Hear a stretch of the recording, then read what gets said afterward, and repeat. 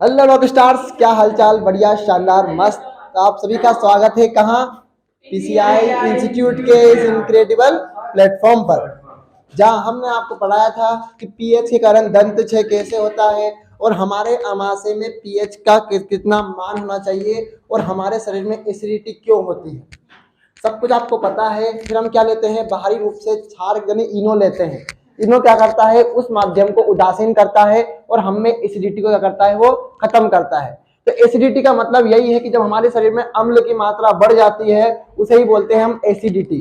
अगर आपसे पूछे भाई कि एसिडिटी की परिभाषा लिखिए, तो आप यही लिखेंगे कि हमारे शरीर में HCl का स्त्राव अधिक हो जाता है अपच की स्थिति में, तो उसे बोलेंगे हम क्या? एसिडिटी। ठीक है। अब पेज नंबर निकालिए 31। नहीं, पेज नंबर निकालो 30। आप भी एनसीईआरटी रखिएगा अपने सामने और सभी student concentrate mind, consistency mind से पढ़िएगा। मैं पढ़ा रहा हूं फिर लिखवाऊंगा मैं। क्या आपको कभी मधुमक्खी ने डंक मारा है? सिंपल सी बात है, मारा होगा भाई। टांटिया गाड़ खाएगा तुम्हें तो लोहा घसना जाओगे। अब लोहा क्यों घसते बताओ? वो डंक निकल जाता है उससे। हाँ, थोड़ा बहुत हिलने के बाद क्या होता है? उसका डंक निकल जाता है उससे, और थोड़ा सूजन कम कर देता है लोहा। मधुमक्खी का डंक क्या करता है? अम्ल छोड़ता है। क्या छोड़ता है? एक अम्ल, जिसके कारण दर्द एवं जलन का अनुभव होता है। मतलब मधुमक्खी के डंक में क्या पाया जाता है? एक अम्ल पाया जाता है, जिसके कारण हमारा थोबड़ा है सूज जाता है। तो तुम्हें यही चीज देखी होगी, क्या होता है? इससे दर्द एवं जलन होती है। डंक मारे गए अंग में बेकिंग सोडा जैसे दुर्बल क्षारक के उपयोग से आराम मिलता है। मतलब बेकिंग सोडा का उपयोग करने से क्या होगा? आपका सूजन भी कम हो जाएगा और आपको दर्द भी क्या हो जाएगा? कम हो जाएगा। नेटल के डंक वाले बाल मेथोनोइक अम्ल छोड़े जाते हैं, जिनके कारण दर्द का अनुभव होता है, जलन वाले दर्द का अनुभव। कहने का मतलब नेटल मतलब होता है आपका क्या? टांटिया। क्या होता है? टांटिया। अब इनमें क्या, सभी में क्या है? एक अम्ल होता है। अब वो मेथेनोइक अम्ल होगा या कौन सा अम्ल होगा वो पढ़ लेंगे अपन आगे। कहने का मतलब ये है कि वो अम्ल क्या कर रहा है? हमारे शरीर में दर्द एवं जलन का क्या कर रहा है? कारण बन रहा है। मान लो इनके डंक में अम्ल नहीं होता और ये डंक मार के चले जाते तो हमें कुछ फर्क नहीं पड़ता। तुम्हें किसने काटा? मच्छर ने। मच्छर ने जब तक काटा तो दर्द हुआ तुम्हें? मच्छर जब तक तुम्हें काटता है तब तक ही दर्द होता है कि सारा दिन भर लेके फिरते हो कि मच्छर ने काट लिया, अरे अब तो डॉक्टर के पास जाओ? नहीं ना। हाँ, बस ठीक हो जाता है ना। तो मच्छर में क्या पाया जाता है? मच्छर में नहीं पाया था कोई भी अम्ल। पर मधुमक्खी और आपका नेटल मतलब होता है आपका टांटिया। हाँ, यही होता है। और डंक मार दिया इसने, अभी दिन भर याद रहेगा कि भाई इसके पास फोन आया था। अब ये कोई मेथेनोइक अम्ल नहीं है, याद थोड़ी रहेगा। कहने का मतलब ये है कि कुल मिलाकर आपको जो भी चीजें मधुमक्खी है और आपका टांटिया है वो काटते हैं, अगर आपको वो अम्ल छोड़ रहे हैं तो आपको दर्द एवं जलन का उत्पन्न होता है। आपको सिर्फ यशस्वी योजना के हिसाब से तैयारी करवा रहे हैं, ना कि आपको इसको लिखना है। ठीक है। तो एक चीज याद रखो, मधुमक्खी में और आपके नेटल में क्या पाया जाता है? अम्ल पाया जाता है। क्या पाया जाता है इनके डंक में? तभी हमें दर्द एवं जलन का अनुभव होता है। तो अगर आपसे यशस्वी योजना में ऑब्जेक्टिव टाइप में पूछे कि भाई क्या होता है मधुमक्खी के डंक में क्या पाया जाता है, तो वो पूछेगा अम्ल, क्षार, लवण और एक और कोई ऑप्शन दे देगा, तो आप क्या लिखेंगे? ठीक है। तो ये यशस्वी वेज, यशस्वी भवा। अब प्रकृति उदासीनीकरण के विकल्प देती है। नेटल एक शाकी पौधा है। तुमने ये पौधा अवश्य देखा होगा, मेरी गारंटी है। ये तुलसी नहीं है, ये कोई और है पौधा है वो, लेकिन तुमने इसे देखा है। नीम भी नहीं है। इसकी पत्ती चक्करदार होती है, जैसे मतलब चक्री संरचना जैसी होती है इसकी पत्ती। देखा है सभी ने। और पत्ती ऐसे होती है, देखो मैं बना रहा हूं, ऐसे पत्ती होती है, ऐसे पत्ती होती है इसकी।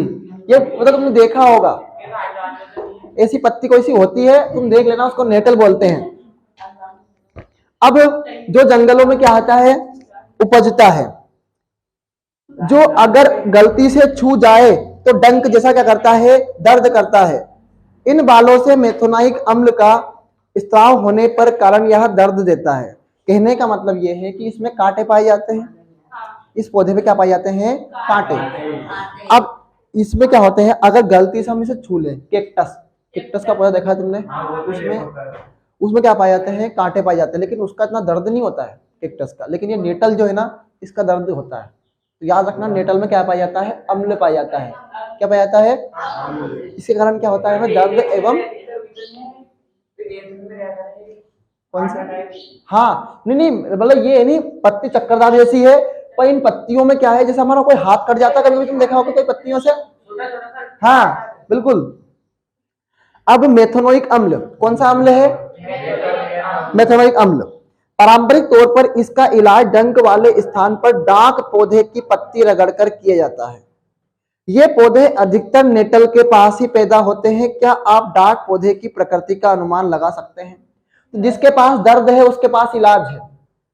तो नेटल पौधा जो है, उसी के पास एक और पौधा पाया जाएगा, डाक घर पौधा। कौन सा है?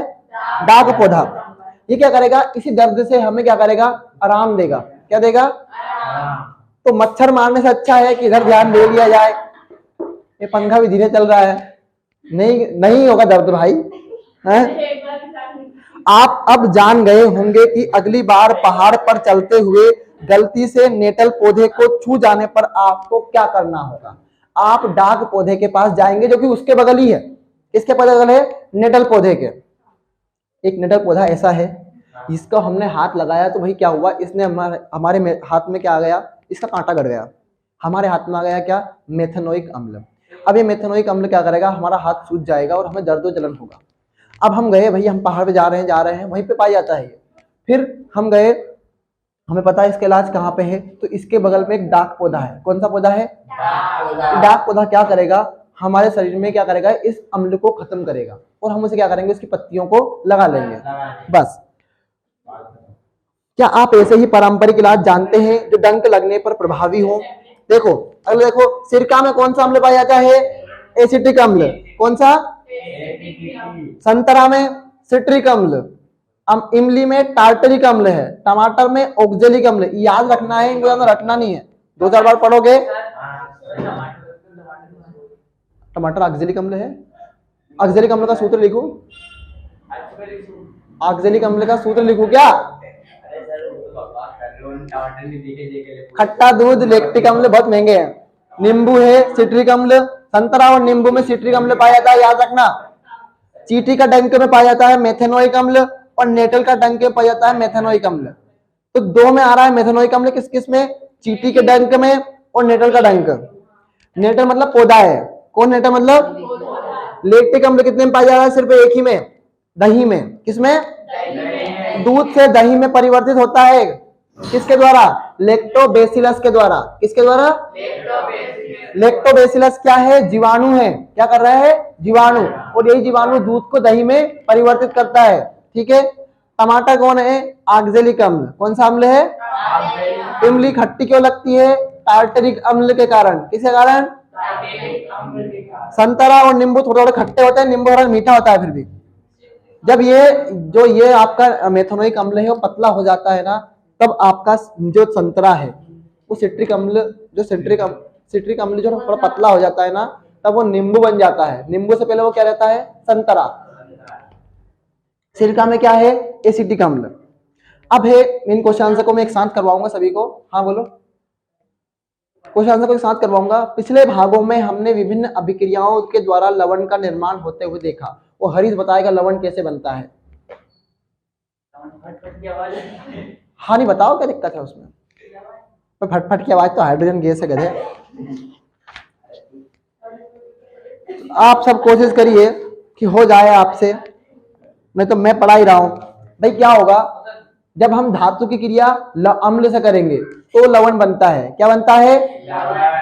हरकतें अच्छी नहीं है, पढ़ने पर ध्यान दे लो। अगर मस्ती करनी तो बाहर चले जाओ।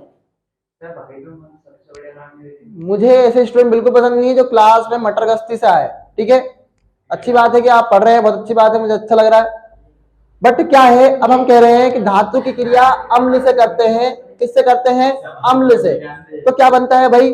लवण बनता है। क्या बनता है? और मैंने आपको बताया था कि धातु कौन है।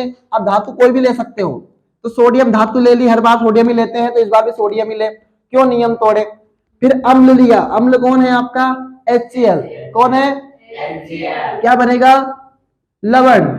देखो अब कैसे बना, ये पॉजिटिव है, ये पॉजिटिव है, ये नेगेटिव है, और मैंने आपको पढ़ाया था कि कौन किसके साथ आएगा।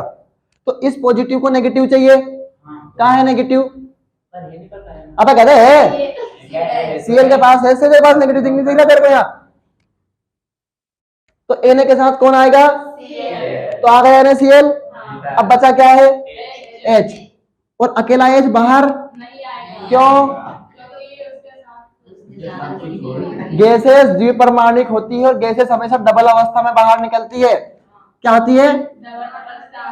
तो ये H2 बाहर निकलेगा। अभी H कितने अपने पास यहाँ पे? यहाँ पे कितने हैं? एक को दो करने के लिए दो लगाने से Cl कितने हो गए? और यहाँ पे कितने हैं?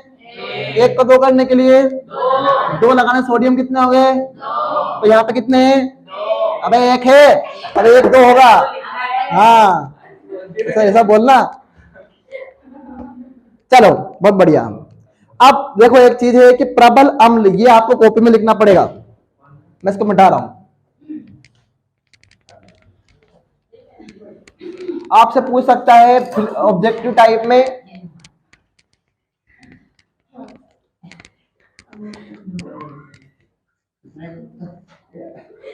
अगर ये फेंक गया ना तुझे फेंक दूंगा मैं भगवान। हाँ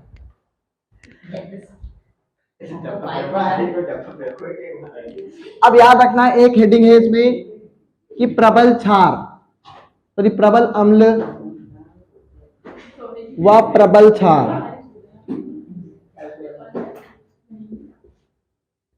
पीएच कितना होता है इसका? 7। और जब भी पीएच 7 आया तो मतलब वो क्या है? उदासीन है। वो क्या है? उदासीन। मतलब बीच स्केल पर आ रहे हैं। हमने दो तराजू रखे भाई, हमने क्या करा? ताकड़ी किलो लिया, दोनों ताकड़ी में बराबर होते हैं। लड़ाई जब तक होगी जब तक ऊपर नीचे होगा, लेकिन जब बीच में दो चीजें बराबर हो जाती है, इधर भी 5 किलो गेहूं इधर भी 5 किलो गेहूं, मतलब बराबर है। और ऐसा ही क्या है? स्केल है, बीच में 7 है, तो वो स्केल देखो मैं बता देता हूं भाई, तुम नहीं आए थे उस संबंध में। अभी से एक 7 है, इधर क्या होगा? 6 5 4 3 2 और ये 1, इधर है 8, इधर 9, इधर 10, ऐसे करके 11 15 तक गाड़ी जाएगी भाई, 15 तक जाएगी वो तो। हाँ चलो 14 सही है, 14 है। अब क्या हुआ? ये पीएच स्केल है, ये क्या है? PH scale. तो इधर आने वाले सभी क्या है? अम्ल है। क्या है? और उधर जाने वाले क्या सभी क्या है? क्षार। तो भाई बीच वाला क्या है? इसीलिए कहते हैं इसको बीच में सब कुछ क्या है? उदासीन है, सब कुछ क्या है? न्यूट्रल है। एक घर में दो भाई बांट रहे थे गेहूं, गेहूं बांट रहे थे, तो एक बार इधर ताकड़ी ज्यादा हो गई तो भाई इधर वाला घबरा गया, एक बार ताकड़ी इधर ज्यादा हो गई तो ये वाला भाई घबरा गया। लेकिन जब ताकड़ी बराबर हुई दोनों खुश रहे, है नहीं?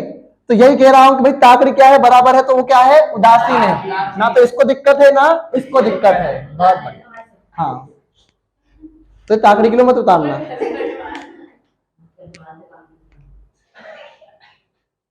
आज 8:30 छोड़ूंगा, 8:30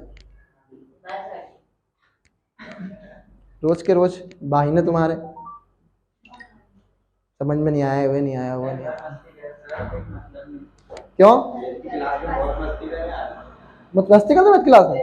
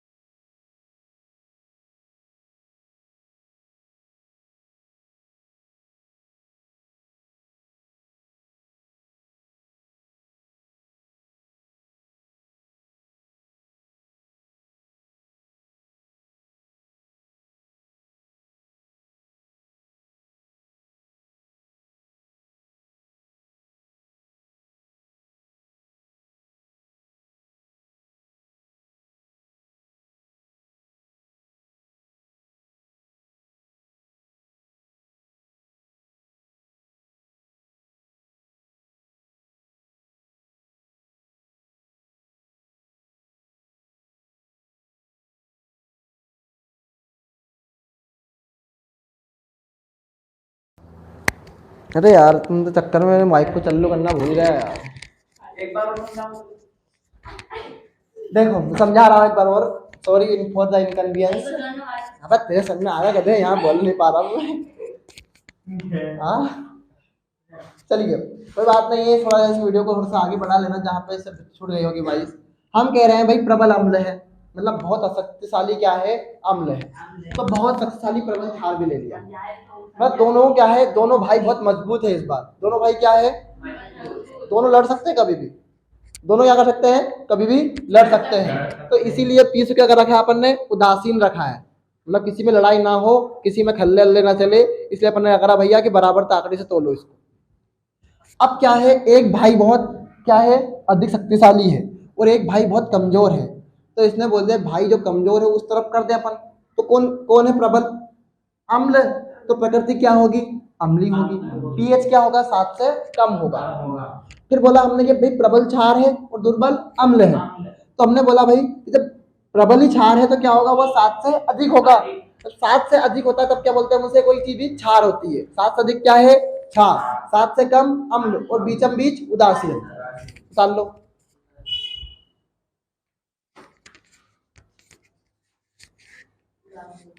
इसमें बैठ जाए नहीं।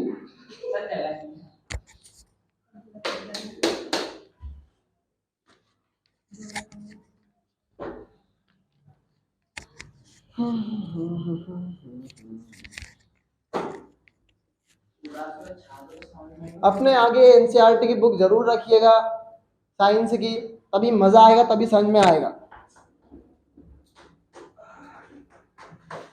कितना बड़ा पोथी पढ़ गया पंडित भया ना कोई, 2.5 अक्षर प्रेम का पढ़े सो पंडित हो। ये खेल बताना वाला लाइन दो, तो क्या करने थे ये अंदर अंदर गाने जी को भी वजह से आए गए। बे गांवड़ी भाषा मत बोला कर गधे, इसमें तेरी आवाज जाती है पूरी।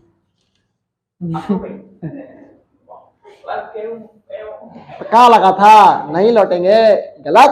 तब तक तोड़ेंगे नहीं, तब तक छोड़ेंगे नहीं। हाँ सर मेरे पास पानी का कुत्ता हो गया। चलो अगली हेडिंग डालो, पेज नंबर निकालो 33। उसमें देखो सोडियम हाइड्रोक्साइड एक टॉपिक लिखा हुआ है।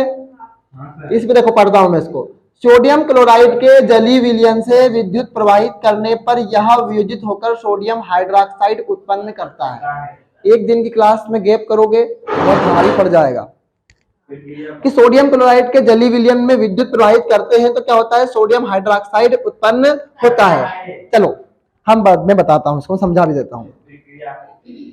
सोडियम क्लोराइड का क्या है इस बार, जलीय विलयन है। किसका विलयन है, किस में प्रवाहित कर रहे हैं भैया उसको, जलीय विलयन से विद्युत प्रवाहित करने पर। किसमें विद्युत प्रवाहित करने पर, तो भाई जलीय विलयन को लिखते हैं हम ऐसे एक बस में, जलीय विलयन बोल दिया।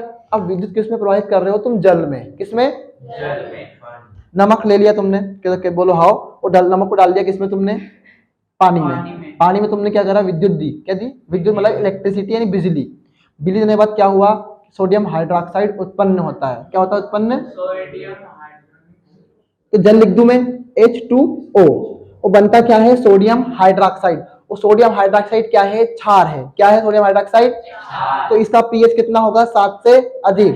क्या होगा, 7 से अधिक। और सोडियम हाइड्रोक्साइड का सूत्र होता है NaOH। बकायदा तरीके से हेडिंग डालना, सोडियम हाइड्रोक्साइड।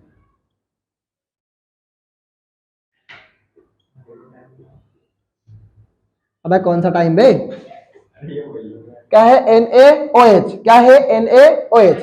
अब देखो हमारे पास एक चीज देखो, बाहर हम कैसे क्या निकालेंगे, कैसे निकलेगा बाहर। हमारे पास Cl कितने हैं, हमारे पास Cl कितने हैं, यहाँ पे एक है, एक Cl है। और ऑक्सीजन कितने हमारे पास, दो। कहाँ है ऑक्सीजन, दो। एक ही ऑक्सीजन है बस तुम्हारे पास,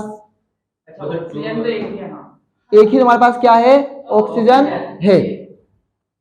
अब एक ऑक्सीजन है मतलब एक ऑक्सीजन तो बाहर निकल गई, बचा क्या आपका हाइड्रोजन। क्या बचा है, और हाइड्रोजन बाहर जा सकता है, जा सकता है हाइड्रोजन बाहर, गधो नहीं बचा हाइड्रोजन तुम्हारे पास, एक ही हाइड्रोजन बचा तुम्हारे पास। क्या बचा तुम्हारे पास, एक हाइड्रोजन यहाँ पे बचा हुआ है। मैं इस H2O को ऐसे लिखना चाहता हूं, H बॉन्ड OH। कोई दिक्कत है किसी को इसमें? अब भी H दो ही है, एक एक ये, दूसरा ये और एक ऑक्सीजन ये, तो H2O क्या है? H2O।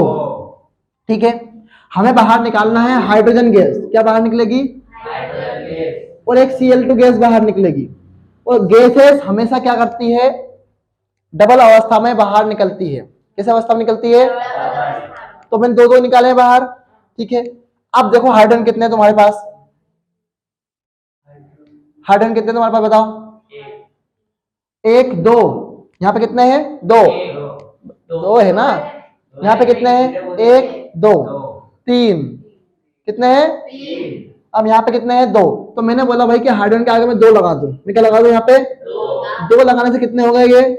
चार। अब यहाँ पे देखो कितने हैं? तीन है। तो मैंने क्या करा? यहाँ पे भी दो लगा दिया। मैंने क्या करा? यहाँ पे दो लगा दिया।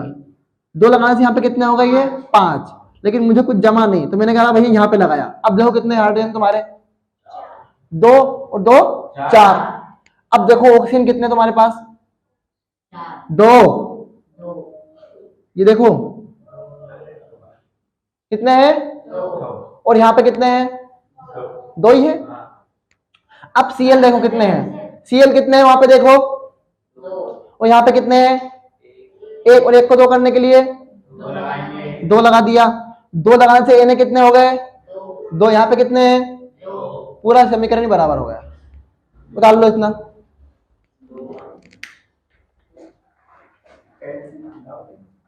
अब यही चीजें हमारे काम आएगी, और यही हाइड्रोजन और यही क्लोरीन हमारे काम आएगा। तो बचा कर रखिएगा कुछ लाइंस।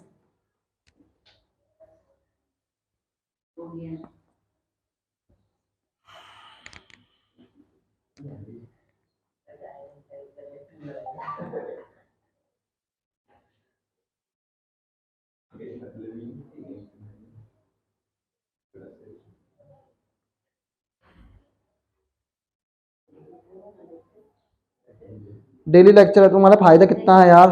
तुम यहाँ ऑफलाइन पढ़ लोगे, घर पे जाके पढ़ लो आराम से।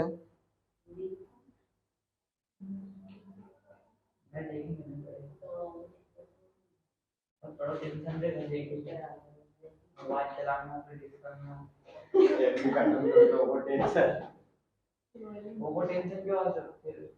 कितना 300 वैल्यू लगाना तो दो जगह वो टेंशन खत्म है। घर आती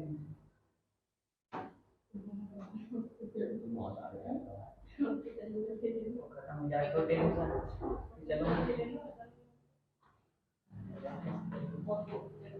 देखो 5 से 6 बजे तो तुम्हारी मैथ क्लास रहेगी रात को। 6 से 7 तुम्हारी साइंस क्लास रहेगी। 12वीं क्लास के लिए 7 से 8 बायोलॉजी शाम को है। सब कुछ शेड्यूल शाम के का है। और 8 से 9 केमिस्ट्री है।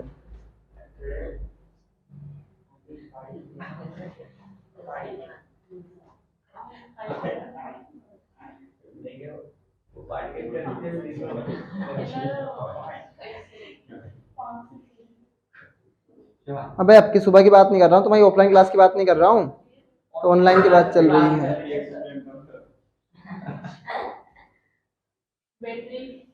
गई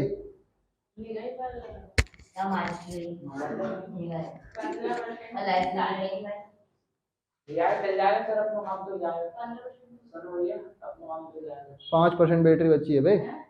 चलो मैं भी लगभग खत्म ही करना चाह रहा हूँ, और मैं भी खत्म ही करना चाह रहा हूँ भाई। सही बात है, मुझे खत्म करना ही पड़ेगा वो। तो भाई कुल मिला के बात यही है, आज के लिए इतना ही। मोबाइल डिस होने के कारण पूरा लेक्चर धड़ाम धड़ा गया। मैंने रात को मोबाइल चार्जिंग लगाया यार। तो आज के लिए इतना ही। पढ़ते रहें, मुस्कुराते रहें। All the very best. Thank you so much.